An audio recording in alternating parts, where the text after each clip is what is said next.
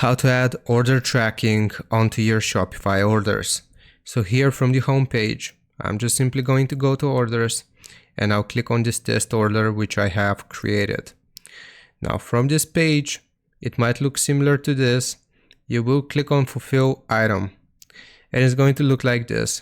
We will have the tracking number and the shipping carrier. Now, how do we actually add tracking? Well, you will receive an email depending on the shipping carrier which you have selected with the tracking number.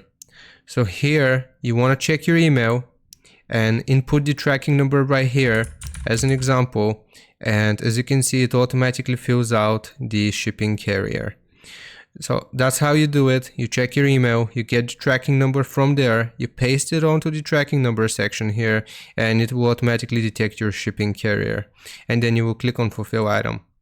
So I hope this helps you out. Leave a like and sub, and I'll see you next time.